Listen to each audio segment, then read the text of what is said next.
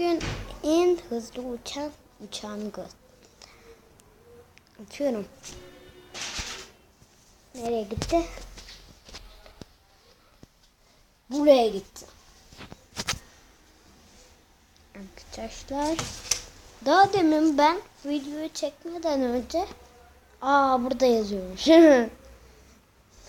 Videoyu çekmeden önce attım, gitti, böyle takla attı, sonra böyle durdu, böyle düştü benim koyduğumda. Bir tane daha uçak çıktı, onu da sonra atarım. Daha deminki uçak değil, bu öbür uçak. Bu başka bir uçak. O uçak nereye gitti göremediniz. Pardon. Burada be. Buraya gittiler. Ne? Göremiyor musunuz? Dur neyse. Işığı yapayım da görün. Burada. Bir burada. Bir de burada. Tamamdır. Şimdi en uzağa gidene tespit edeceğiz. Onu oraya görünme diyecek. Hadi bakalım. Ben görebiliyor musunuz? Görebiliyorlar. Annem. Dur.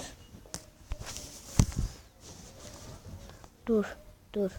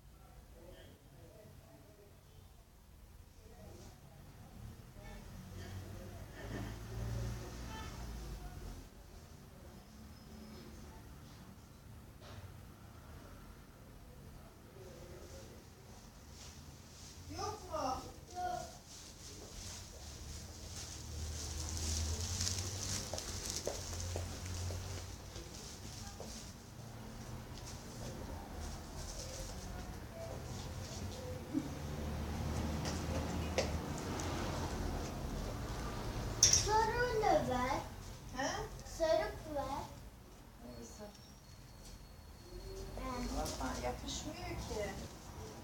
Ve bant şeyi vardı. Nereye Allah'ım ya? Rulo rulo duruyor üstelik ya.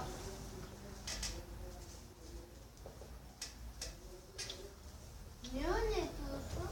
Kırışmış. Şunu da açasın.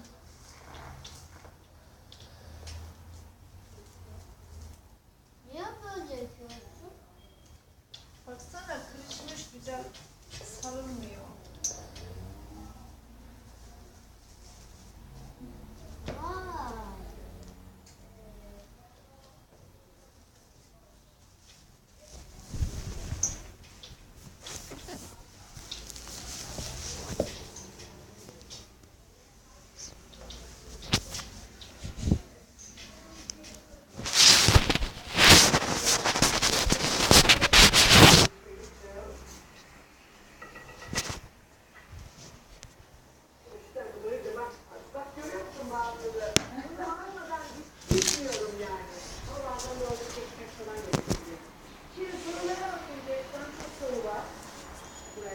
Arkadaş, dur çekiyor mu? Çekiyor. Arkadaşlar, çok özür dilerim. Ama şarkı. Sonra dışarıyı göstereyim. Göstereyim mi göstermeyeyim? Bir de like atmayı unutmayın. Görüşürüz.